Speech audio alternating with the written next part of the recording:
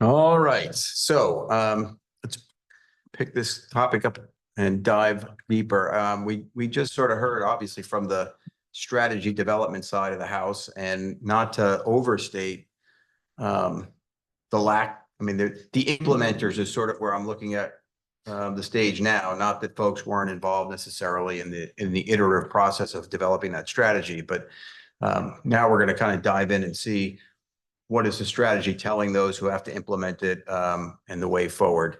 We have a great lineup of folks to talk about that. You can check their bios. I will just very quickly. Morgan Adamski to my left, the executive director at U.S. Cyber Command.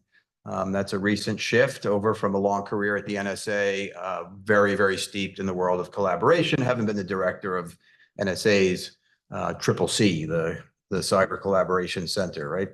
Matt Lavigna, Director of Operations and Interim President, CEO of the National Cyber Forensics and Training Alliance. We heard reference quite a bit on the last panel, and is an organization referenced in the strategy itself. So certainly get the perspective here also of the private sector and this interface between government and private sector on these issues. And certainly not least but last, Bryan Vorndran, Assistant Director of FBI Cyber Division. So again, kind of at the tip of the spear of implementation of a lot of these issues and collaboration across government. So this isn't, I would say, certainly not a new issue. We've recognized a need for collaboration for some time. As I alluded to in my opening remarks, I think the moves forward that we've had over time, some people will look at that as a glass half full, some will look at it as a glass half empty. There's points of frustration along the way with some of the challenges and obstacles to better collaboration. And most of that certainly has been, at least in my experience, in the challenges. Just to draw back on Director Inglis's analogy to the Five Eyes in an information sharing construct. Right? Where's the information flow happening? Is it at scale? Is it at speed? Is it getting the right information across the transom in both directions? And there's been a number of efforts and centers that we've stood up to try and improve on all that. But that's I think one part of the equation, and that's what we're here to talk about. And I sort of listening to the last discussion. And this is not a criticism, it's an observation. And I sort of throw it out to the panel here before the first question. What is the end state we're driving to? What do we mean? I mean, certainly if I see a word in the strategy of enhance, that tells me that at least from the strategic perspective, we're not where we need to be. But where is it we're trying to get to with all of this? And it also sort of brought to my mind, what do we mean by disruption itself? That tells me something a little bit more than just information sharing, although information sharing certainly is a predicate to the ability for some to disrupt, who have those authorities, what we were talking about. But what do we mean by disruption? Does the private sector get into that game? Again, Director Inglis talked about boundaries, and there are boundaries, there need to be boundaries. But there are certainly actions that the private sector can take that are well within their legal authorities, right, or limitations. Just the issuing of patches at times can have disruptive effect that a lot of players in the private sector can do across their infrastructure, so to speak. So how do we ultimately create a structure to coordinate and synchronize all that? Should we? Is that where we need to go? Is that part of the end state? So for each of you, from your vantage points, we can start with Morgan and move down the row here. How do you understand the call in the 23 strategy to enhance public-private operational collaboration, both generally and for this notion of disruption? Yeah, thanks, Gary. I realize sitting next to you makes me the first one to answer questions. So hopefully we'll start on the other end at some point. But what I would offer is full disclosure. I'm a senior executive in U.S. Cyber Command, so I'm speaking with kind of both hats in that exposure. But when we think about disruption for Cyber Command, specifically in operationalizing public-private partnerships, our partnerships and alliances in general, disrupting our adversaries can take many different forms. It can be disrupting or degrading their capabilities or infrastructure. It can be eroding their confidence in their operations and their ability to execute against the US and the DoD and the Department of Defense. And so we look at a number of activities, right? And you think about the Cyber Command missions, defend the nation is one of the core missions of US Cyber Command. And that really translates to how we're countering malicious cyber actors in foreign space. And that can come a couple different forms. That can be going after adversaries and their infrastructure, their capabilities, and the organizations that enable them to be successful. But it can also be partnering with our allies in terms of how do we better secure their networks? How do we offer them technical expertise on how to hunt and find those adversaries? And in all of those senses, we are disrupting the adversary. We are making them less capable to achieve their outcomes. And so when we think of disruption, it's more broad-based, defend the nation being one of it. In the command, we also defend the DoD information network, or DoDIN, massive network that entire DoD operates on. When we take simple acts on DoDIN, as in updating our patches, to your point, updating our infrastructure, better enhancing what mitigations and security measures we have in place, like two-factor authentication, in that sense, we are disrupting the adversary. We are making it harder for them to achieve their outcome and get into those networks we care about. And then the last mission for the command, supporting the joint force, that's really about how do we, US Cyber Command, use cyber capabilities to be able to enable the combatant commands and those commanders to achieve their outcomes in their specific areas of responsibility. So if you think of Indo-PACOM, right, Admiral Paparo, he has specific outcomes in how he wants to defend the US in time of crisis or conflict. And so he needs cyber capabilities to be brought to bear so that if in fact we are in crisis and conflict, say against the People's Republic of China, we have capabilities ready that he can leverage to use to slow down their progress for him to be able to defend what the DoD objectives are. Again, that is a measure of integrated deterrence, essentially where we are saying we have capabilities in force projection that support Indo-PACOM, and that is going to degrade or erode the confidence of our adversary. So disruption in a broad sense, but that's how the command thinks about it in cyberspace. Great, thanks. Matt, how would you? Yeah, I would say in general, I think that the strategy acknowledges the successes of the past, prosecuting international cyber criminals, disrupting financial systems that the cyber criminals are using, disrupting their technical infrastructure. So it acknowledges these successes that have happened over the decades since cyber was invented. But then it also says there needs to be more done. It's, you know, I see it as from both sides as far as a glass half full and half empty. We're half full because of the successes we have had, and there are many. But I mean, just think about it personally. Do you see it getting any better as far as cyber threats and cyber risks go globally? And my answer would be no, it's not getting any better. It's actually getting worse. So what we've been doing, which again has been successful, is not enough. And so I see the cybersecurity strategy as raising the bar and saying we need to do more. And so when you ask about specifics, it's specifically leveraging the private sector. We'd say public-private partnerships, which is a so overly used phrase that I think you referenced in your beginning about the role of the eyes. As soon as you say public-private partnership, everybody goes, oh yeah, here we go. Like, I can say that it is happening at the NCFTA, the National Cyber Forensics and Training Alliance. It actually is happening under one roof. There are many federal agencies with a cyber remit. There are international law enforcement agencies with a cyber remit. There are private sector entities that give a darn about cyber and cyber resilience and cybersecurity and making an impact. And then there are a team of my team, which are mostly intelligence analysts, and we pretty much live together under one roof. And so the specifics would be combining the capabilities of the private sector and the vast capabilities. So, you know, the private sector globally, you think of, you know, companies in general, they're massive companies that have a presence all over the world. And what do they all have? They have a massive network. They have massive threat hunting capabilities. They have massive awareness at scale. There are private sector vendors, so threat intelligence companies that have massive scale, that have massive visibility.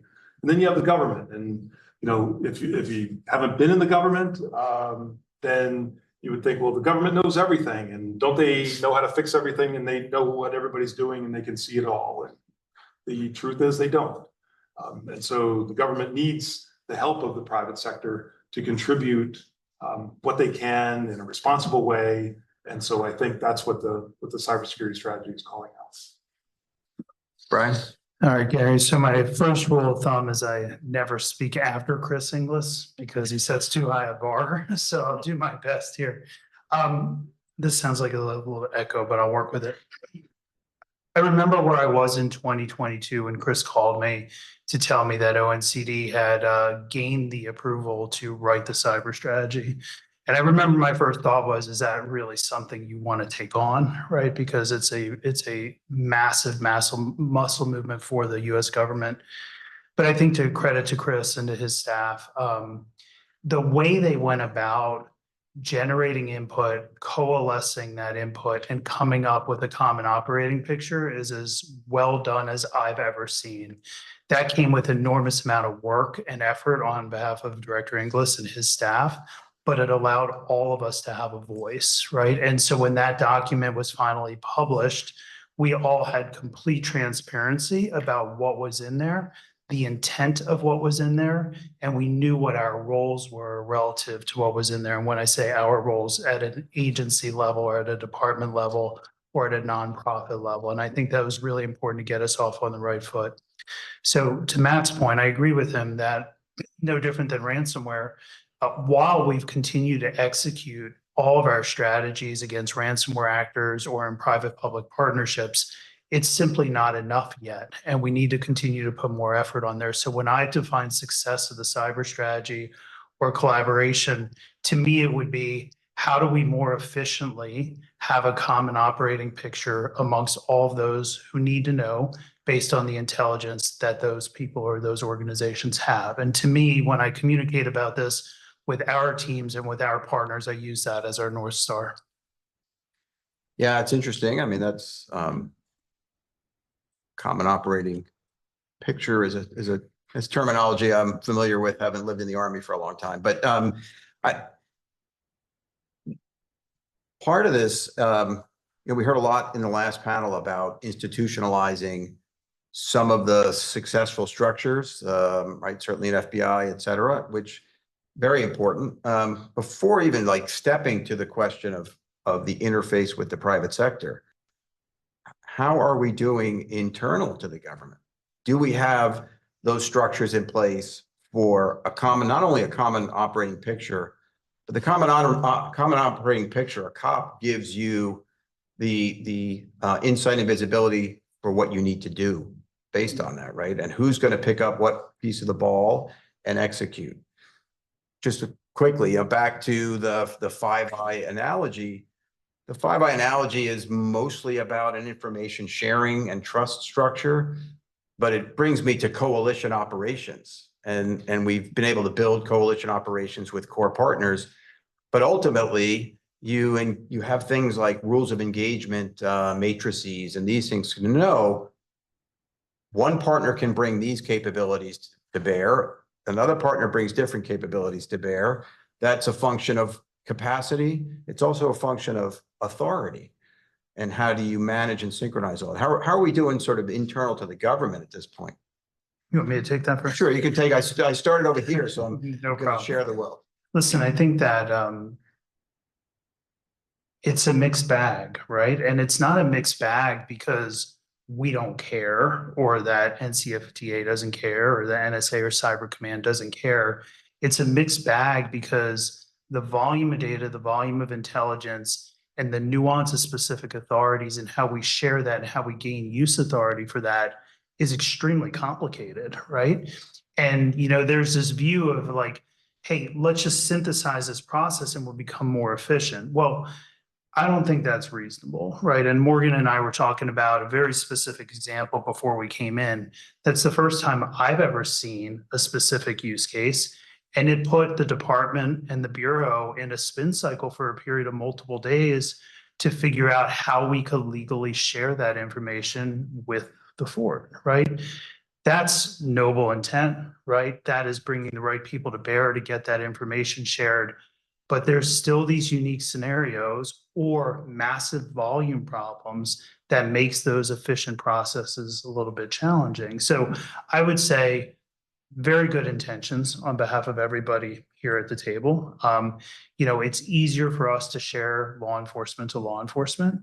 It's easier for the IC to share IC to IC, right? It's harder for the IC to share with law enforcement and law enforcement to share with the IC. Those are things that we just continue to work with over time. People draw this analogy at times that say, well, Bryan, didn't you experience that in the world of terrorism? Of course we did, right? But not at this pace, right? And when you add the pace and the volume of data in cyber versus the global war on terrorism, those are two different race vehicles, right? And so it just complicates things. So, I talk to my kids all the time. They're in elementary school. Like, you can't fast forward experience, right? Like, experience comes with repetitions. It's no different for us, right? Experience comes with repetitions. We will get there. We all have the same goals, right? So those would be my thoughts. Yeah, and I would just add from an internal government perspective to really pull the thread on what Bryan's saying. You talk about structures. Structures don't solve the problems, right? We built a lot of structures. You can't just stand up, for instance, a collaboration center and say, I've solved the problem of public-private partnerships. If you do not address the underlying processes to be able to expedite that sharing, it really matters. And that was a large part, at least from an internal NSA Cyber Command perspective, that we really had to address. And I think the strategy really brought forward how critically important those relationships are to better understanding the cyber threat on a global scale. And so, glass half full, glass half empty. The bottom line is that it's half, right? We still have a lot of work to go. And so that's the main point I would emphasize, is to Bryan talking about new experiences. Every time I feel like every couple of months, there's something new that we've got to figure out. And then we've got to exercise those processes that we've learned. Hey, we've done this before, we can figure this out. But that's going to take time. And quite honestly, that takes culture change in terms of the government as well, especially on the intelligence community side. And I think that was one of the key things that we've discovered as we move forward. And communicating, quite honestly, you brought up common operating picture, right? Better understanding. You can only have a common operating picture if you understand and appreciate each other's priorities. What do we actually care about, and what do we need to visualize and see? And when you're doing transactional information sharing, you're throwing things over the fence and you're saying, I hope this is valuable to you and you can use it. Most of the time, the private sector is saying, no, it's not 3 months old. But, we're sharing that information. If you're not having that conversation on, okay, what do you actually care about? What do you need? And how do we get after this together? That's the next level of public-private partnerships. And that's the operational collaboration framework that's discussed in the strategy, is jointly sitting down and actively having that conversation and sharing and actually going after common priorities in a way we've never done it before. That is different than that transactional aspect of it. Yeah, there's, I'm not in the position to push back on you too hard, obviously. And I mean that sincerely. I'm not dealing with this on a day-to-day basis, certainly not anymore. But, I will say, you mentioned your kids. One thing I always try to instill in my kids is impossible and hard are not synonyms. Mm-hmm. And some of this, there is a scope scale difference, no doubt. But we did learn lessons after September 11th about silos and barriers that everyone took as gospel, right? These were bureaucratic structures that were ossified. And it took that type of tectonic shift to break some of that and start changing. I think I witnessed that in the relationship between the command and the agency in a lot of ways. And so some of this, I think there are points of success, just like were discussed last time, that maybe give indicators of what to build on. And then you talk about prioritization, who's setting the priorities? Mm-hmm. That's another challenge with this, when you have disparate priorities being set and being pushed on. Matt, any thoughts on what we've just been talking about? We don't have enough time for that. But you guys are hitting it right on the head. I could tell you the story about NCFTA, and back in the early 2000s, even late 90s, the FBI, talking to its private sector partners back in the day through an organization called InfraGard, said, hey, we have this cyber mission now. So if you heard, I think Steve mentioned that cyber division in the FBI was started in 2001, right? 2002. Early 2002. That actually coincides with the birth of the NCFTA. So NCFTA was formally created in 2002 as a 501c3 nonprofit. And the genesis of that went to those early cyber agents in the FBI who went to their private sector partners and said, hey, we have this cyber mission now. Again, back then there wasn't the word cyber, it was computer crime. So we have a computer crime issue. We don't have the training, we don't have enough awareness. We need you to help us, you, the private sector, help us get up to speed and work with us on things. And that starts with, can you start reporting things? So tell us what's going on. Back then, the private sector's answer was, we've been telling you, you just won't tell us anything back because you say it's all classified. So, how do we get over that? And so, to their credit, and we're in Pittsburgh, and this is why we're in Pittsburgh, Pittsburgh field agents talking to the private sector said, well, how can we fix that? Why don't you join our task force? We'll get you all clearances. We'll come into the FBI office and we'll get you set up. You leave your devices at the door and you can work with us. And private sector said, well, that's not going to work for us. Why don't you come to our space? You know, come to, Pittsburgh has a lot of, like every other city, has a lot of headquarters companies. You have US Steel and Westinghouse and PPG and the like. We'll donate space and you come to us. Well, government can't accept, donated space and can't co-locate in one shop versus another company. And so how are we going to solve this? I said, well, what if we create a neutral place? And this place that's a nonprofit, not government owned, so NGO. So I'm an FGE at an NGO, former government employee at a non-government organization. And what if we created a nonprofit that we both more or less owned? We could co-locate if we want. We could work there. We could set up the rules, set up the governance, the guardrails of how it's all going to work, the processes like you referred to. And everybody looked at each other and said, yeah, that could work. And so they started NCFTA. And so that was a couple of volunteer agents and some interns and some donated furniture from Target, of which we just got rid of about 6 years ago. That was not an official plug for Target, by the way. I'm just. Now Amazon can give us furniture. But that's how it started. So it created this organization, this institution at this point, that has the processes in place, and it's still not perfect. It's still not 100% adopted by everybody. There are still so many challenges. Yeah, I mean, one thing I'm hearing there, though, is sort of some innovative thinking. So like rethink the problem to come up with an offsite location or get over some of these obstacles or hurdles that might be in place. And, to a degree as well, like, where do you find the structure versus procedure question? Are those hand in glove? Does structure help you get procedure in place that's repeatable and executable, or does, maybe it doesn't matter which leads first, but I think that has to be part of the thinking and discussion. How do those interact with each other? Anybody? All I would offer for that question in particular is you're absolutely right. They come together, you have to have a conversation, but I have found when you get enough smart, energetic, thoughtful, disruptive people in a room and you say, here's a problem I'm trying to solve, help me break things, they don't necessarily need a structure to operate in. Structure at times can be, and it can inhibit agile innovation. And so at least with this type of a challenge where you're trying to fix something that hasn't been fixed for a very long period of time and trying to make it better, and we have made strides and we have a way to go. I have focused more on how do we build the processes? How do we build the relationships? How do we build the right conversation to be able to enable success versus what is the structure in which we operate? That may not make in the government, all the bureaucracy that occurs, that might not make everybody happy. You still answer to somebody, but I actually have found that the flat, innovative organization actually works better. Yeah, no, it's interesting. I do lean heavily on our structure, but it's a structure that's been built over 20 some years. There's also trust.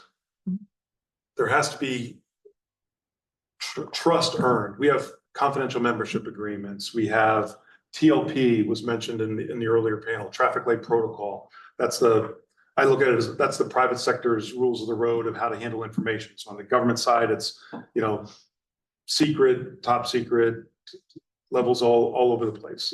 That tells you how to handle information and where it needs to stay and go and who can have access to it. In the private sector, generally in our shop, we use the traffic light protocol and how can information be used.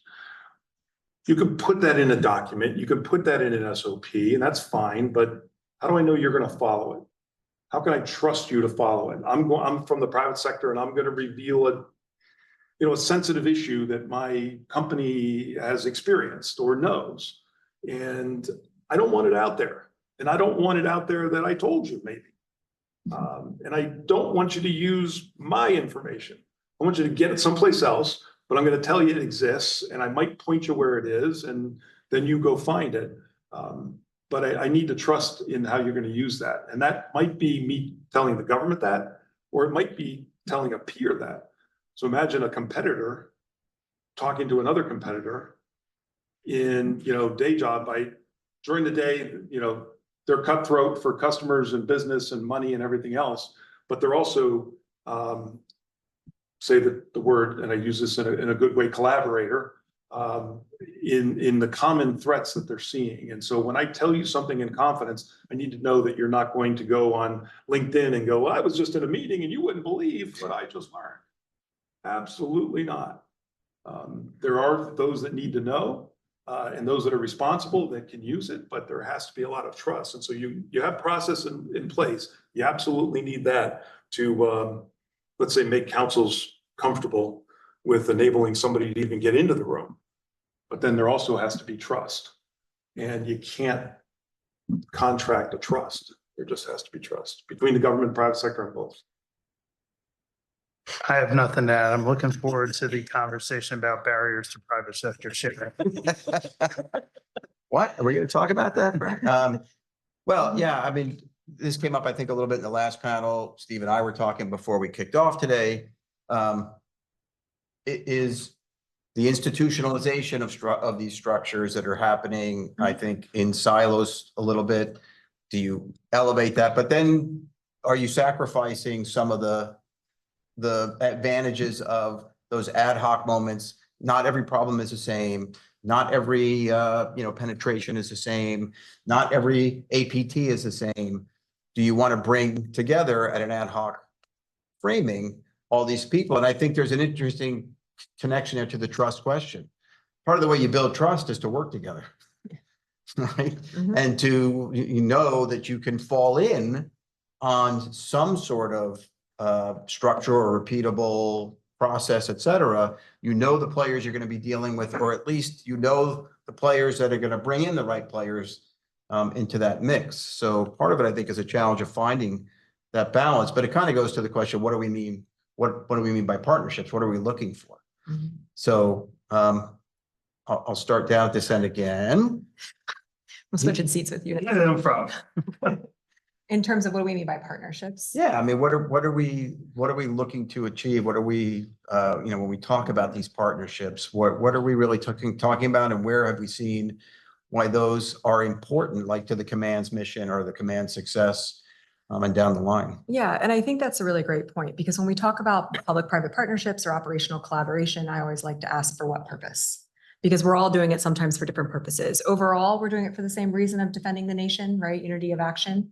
But from a command perspective, we're looking at those three core missions of the authorities given to the command, whether it's defend the nation, defend the DoDIN, or support the joint force. And we're saying we want to have public-private partnerships to better understand the malicious cyber actors. We want to get after them in foreign space. We want to understand where they're actioned, how we can partner with allies and other partners. And then how do we share that information quickly? And so we have operational collaboration specifically focused on foreign malicious cyber actors and sharing technical indicators of interest so that they can better action that and protect our partners' networks. Second, defending the DoDIN, right? That's a defensive posture. That's better understanding what our adversaries are doing and what vulnerabilities they're taking advantage of, because we need to put mitigations in place at scale. So our public-private partnerships there might be contractual because we want to know who our service providers are of the DoD information network. But we then also have the relationships of, okay, what are the common things? What are the cutting edge vulnerabilities that we know adversaries are taking part of? And what are the patches and when are they becoming available? And the joint force is really about, if we're supporting combatant commands from a command perspective, a cyber command perspective, it's what are the unique capabilities? What are the unique techniques and access vectors that we can leverage to better enable and empower combatant commands to essentially hold our adversaries at risk? And that's a whole different type of conversation. But public-private partnerships for all different reasons. And in those different purposes in which we're actioning different information with private sector entities, we are going to discover information, to your point, that is going to be valuable to Bryan's mission. And so how are we ensuring that when we get that information, well, we're leveraging it for the purpose that we are prioritizing, that we're also not keeping that in a silo, and that it could not also benefit Bryan or CISA's mission as well. And I think that's part of the matrixed structure that I would think about in terms of processes and how we're sharing information as quickly as possible. Which touches again on sort of the prioritization question, whose priorities control. And I think we again heard a discussion earlier about certainly in the law enforcement within DOJ, when do you disrupt? Do you disrupt early, or do you hold that information to continue to build a case for prosecution? We've seen this in the this is like the classic intel gain loss debates that go on. Do you operationalize information, or do you continue to collect? One thing that I think has, at least in my perspective, gotten a lot better, especially the last couple of years, because of the close relationships we have with our interagency partners, especially in the cyberspace domain, it's an appreciation for each other's mission and authorities, and ensuring that, like, hey, I understand what Bryan has to execute every day. I know what he's trying to accomplish. I know the different things or the levers that he can pull. How can I ensure that I appreciate value and want to contribute to his mission in a way that makes him successful, not just successful in my own mission space? And you've pointed to him like several times now, so I want to give him a chance to like push it down there that way. I do want to come back in a second to the sort of third aspect of the mission space, which is supporting the combatant commands for contingencies. But go ahead. Let me just offer some color context to something that was mentioned. I'm sure it was by Sean Newell about when do you disrupt. 3.5 years ago is the first time the FBI ever had a decryption key for a ransomware variant, right? And Chris and I were together in open testimony, and I took some pretty direct questions about why did it take the FBI 20 days to deploy that decryption key? And the answer to that question is because it's the first one we ever had, right, in our history. And we went through rounds and rounds and rounds of testing, right? Well, today, right, those processes are literally in real time. So we can validate a decryption key in real time. There is no delay. As soon as we know a victim, the victim gets the decryption key. It comes back to my statements about, like, you just can't fast forward experience, right? And we are getting better. I'm not saying we don't have more to do. We would all agree that we have more to do. When it comes to partnerships, I'm going to take this down a different path because it's really important for me to comment on this before 4 o'clock. So from an FBI perspective, there's reactive partnerships or needs of partnerships for a reactive scenario and needs for partnerships for a proactive scenario. So let's take the reactive.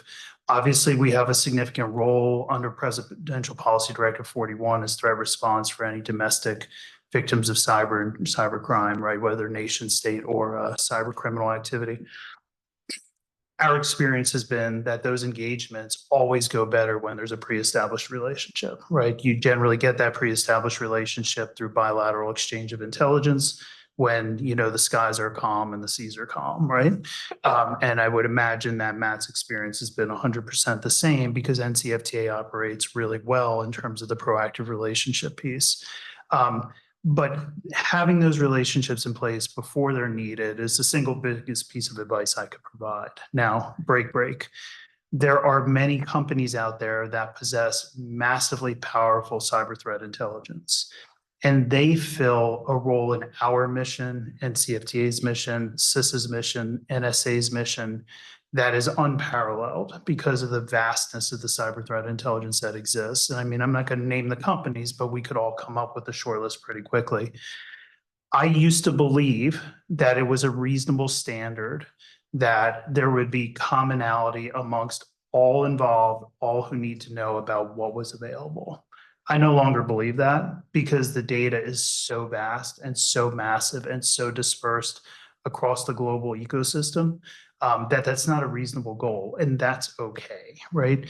So when we talk about this internally to the FBI, we have moved away largely from indictments only, right? There is still a time when it is appropriate to speak to the American public through indictments. And I think the recent Iranian indictment against the intrusion against the Trump campaign is a very specific example of that, where like this is a national instrument of power, and we are going to communicate with the public through validated facts about what happened, right? That's trying to, undercut our democracy. So, but outside of that, we're very focused on disruption. And so our focus becomes this: how do we define an actor? How do we define strategic objectives against that actor set that we, emphasis on we, and I'll define we in a second, that we agree will bring a detrimental effect to that group, right? To slow them down. Getting them off the grid is not a reasonable example or a reasonable goal. It's just not. But slowing them down, making life more difficult is a reasonable goal. When we talk about that, we talk about combining ourselves with the right private sector partners, both domestically and globally, and the right public sector partners, both domestically and globally, to form a nucleus of a team to work against that target set. But to say these 10 companies are always going to have a role against Scattered Spider and against APT-41 and against Salt Typhoon, that's not reasonable, right? It has to be a much more nuanced conversation. Where I think the FBI has space to grow is in that sharing back with those critical cyber threat intelligence companies. There are still barriers that we are working through to make that process more efficient, right? And there's people in this room that know those challenges. We care about those challenges. We have an eye towards solving those, but there have been some hiccups, and that's something for us to continue to work on from a partnership perspective. So could I two finger? I know I'm violating a protocol. No, go ahead. You have carte blanche. Bryan talked about that experience, 2.5, 3 years ago, where the FBI kind of took 20 days to come to that conclusion. He offered that as that was a mistake. What was true then, what remains true now, is the FBI was trying to optimize the impact of what they had and what they could do with it for the benefit of something outside the FBI. That is a basis of trust. Those who understand that that's what the FBI is trying to do, and it's learning as it goes, will then say the purpose of your power is to benefit me or something outside the FBI. And that then establishes a basis of trust as we all learn going forward. So I want to give you credit for that, because what I found particularly poignant at that moment in time was, whether you did it on the first day or the 21st day, the consideration was, how do I maximize the impact for something outside the FBI? Very good. Thank you. Just going back a little bit and kind of maybe redirecting it to Matt a little bit. Certainly when you're talking about the proactive aspect of this, I witnessed in various exercises and other things, representatives from the private sector, they have a very different view and approach to this problem set oftentimes. It's very much a soda straw approach. Understandably so, in some ways, they want to get their services back up and running and online and minimize risks of regulatory peaks under the hood and so on, right? But they don't recognize that what they're experiencing may be part of a bigger puzzle in terms of all the information flow and understanding. How do we work on the private sector, especially in areas like critical infrastructure, which is now becoming a big concern and target set, versus cybersecurity companies who may have dumps of data and stuff? But how do we work on the private sector to change their sort of perspective on the need to be more collaborative? Setting aside the hurdles we'll talk about kind of in the legal panel, but or to some degree, but it's a mindset too, right? It is a mindset. It's a culture. I sometimes refer to it like a pain change continuum, where you have to have enough pain before you're going to change the way you do things. And scarily, that's a word, it might not be bad enough yet for everybody to change how they do things, which means it's got to get a lot worse in order to get there. So right now that you could say there is a coalition of, and there's a lot of phrases being thrown around. Somebody else mentioned coalition of the willing, but there is a coalition of the willing. It's small, globally it's small, but there is a culture that if my known is your unknown, that's going to help somebody. That's the mindset you have to take.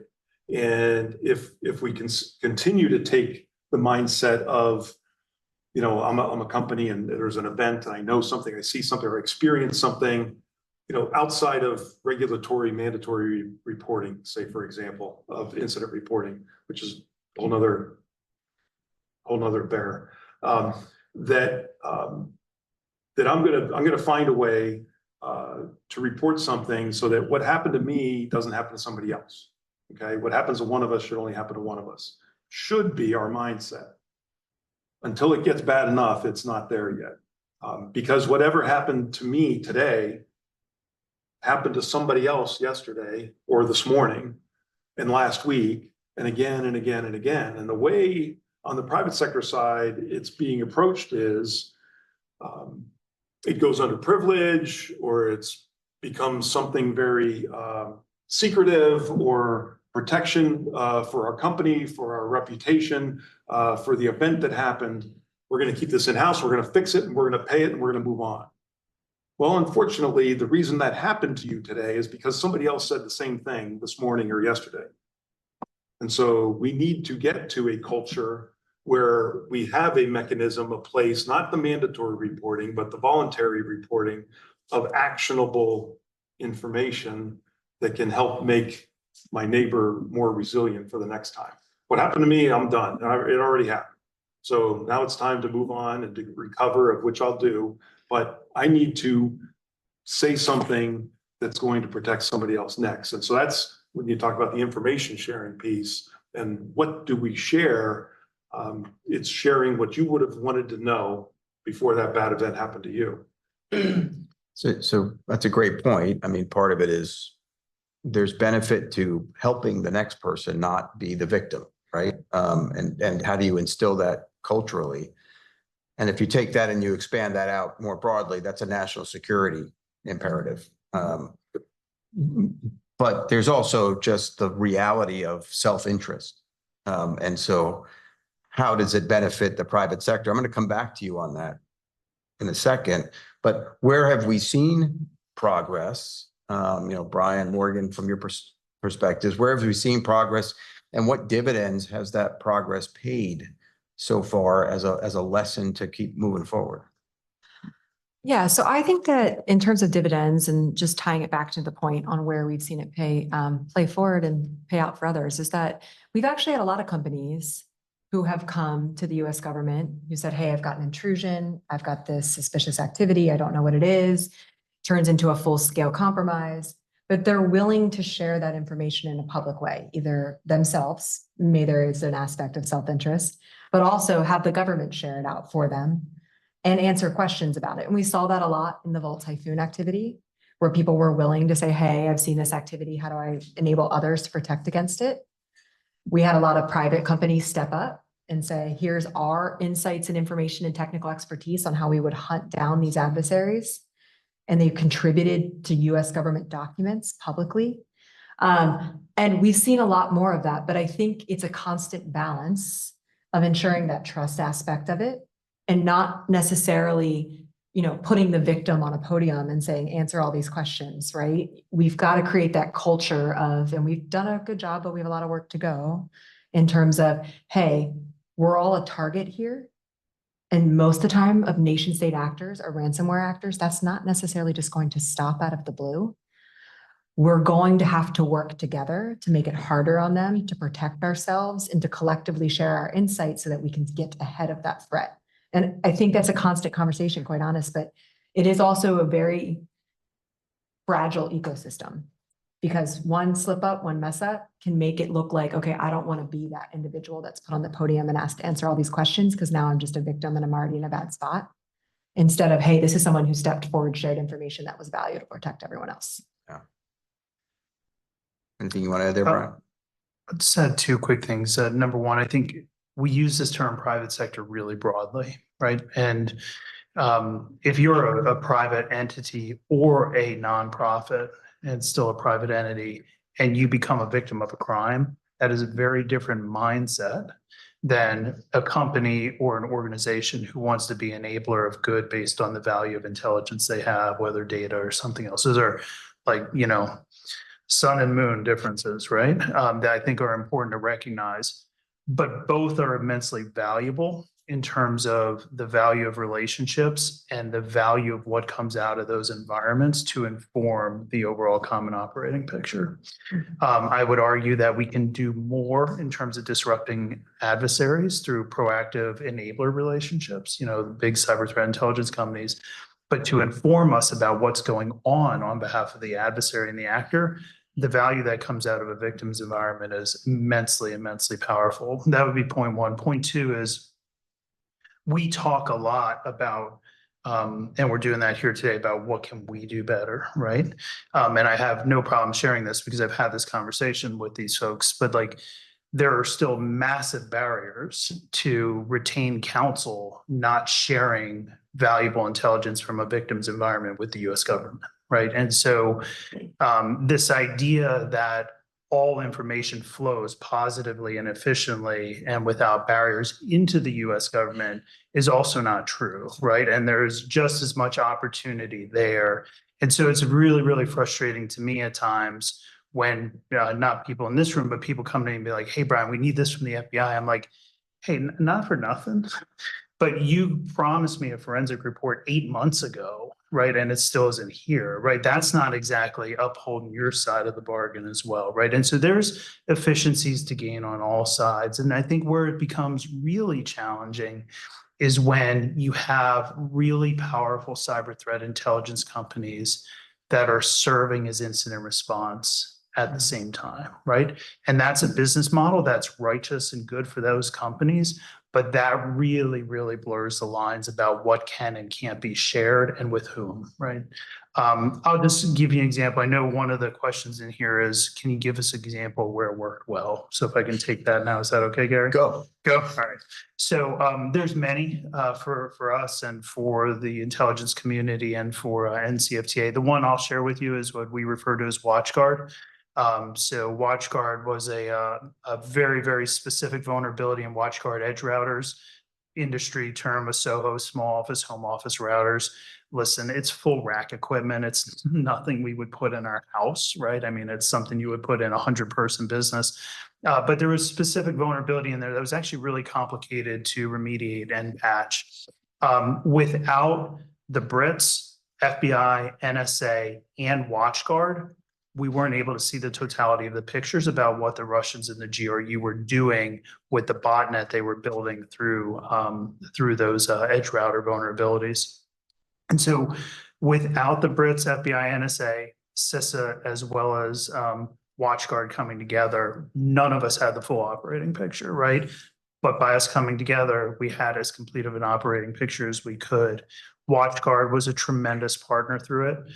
That's obviously a tough set of days and weeks and months for them to know that their product is being used for that purpose by the Russians leading into the invasion of Ukraine. But it was through that collaboration and the common operating picture that we were able to collectively take very specific action to essentially reset protocols and remediate all those vulnerabilities with NSA, with CISA, with the Brits, and with WatchGuard themselves. So it's just a really good nugget of an example of defined problem, defined adversary. How do we take everybody's authorities, everybody's capabilities, overlay them, get a common operating picture, and execute? Matt, would you say that that type of story is making its way into the private sector? Does the private sector, and I know it's not monolithic, although Matt's here to represent it monolithically, right?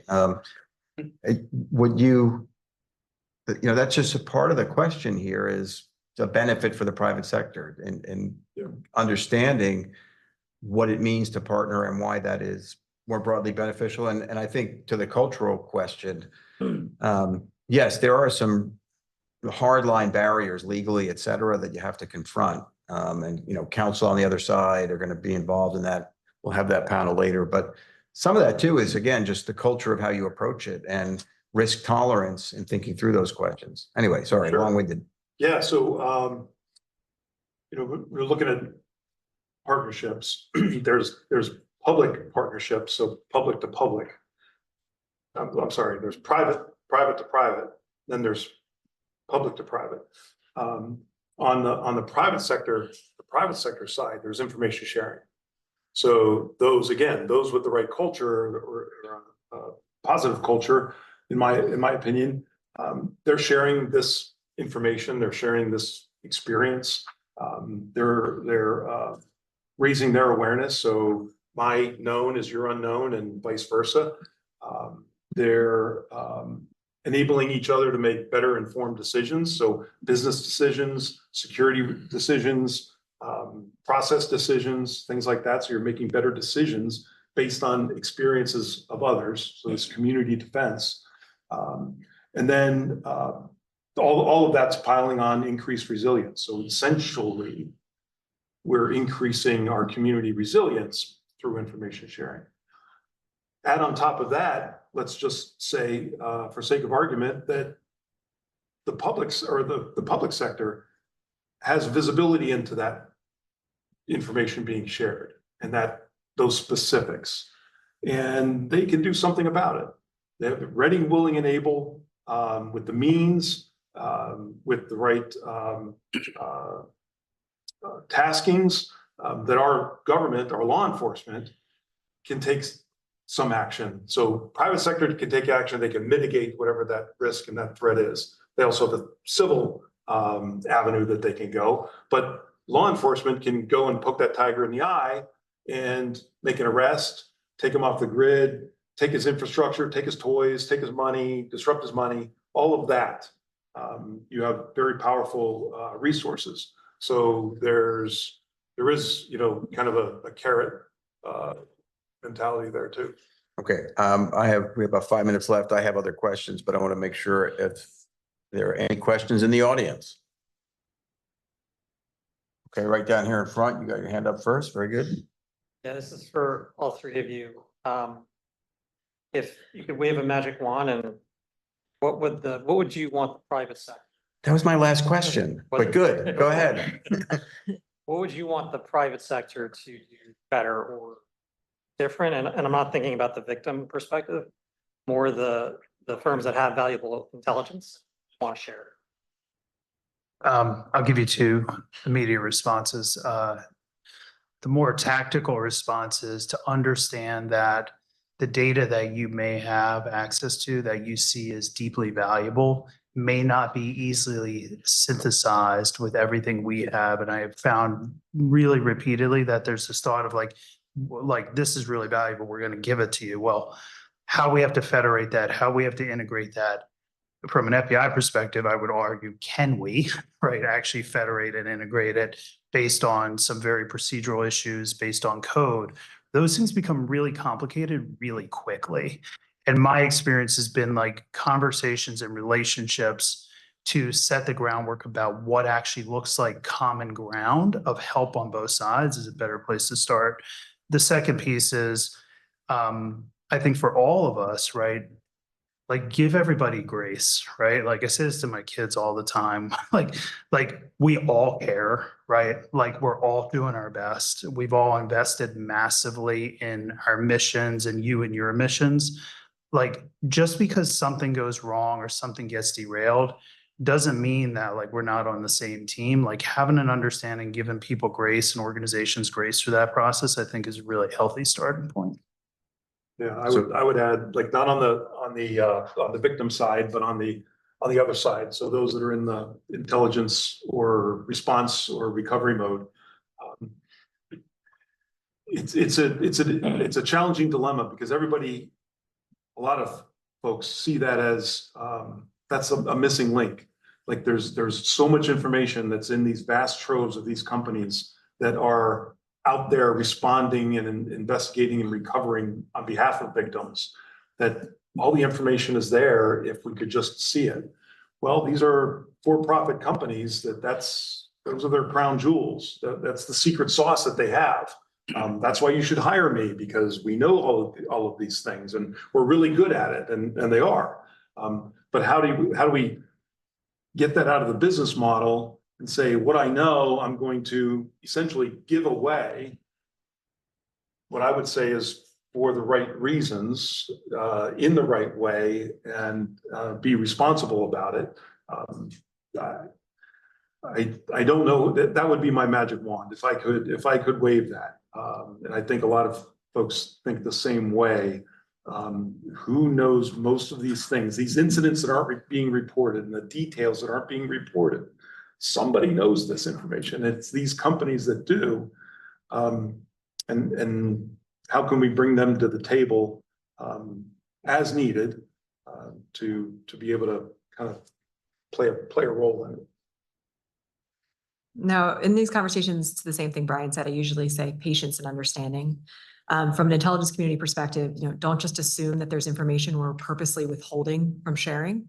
Sometimes we just don't know what is valuable and who can use it to do something. And that takes a little bit of trust and conversation, but people assume that there's some big trove of information on something that we're hiding behind a closed door and it's locked for some specific reason. Like, that's why those conversations are important, because we don't know what would be helpful to who.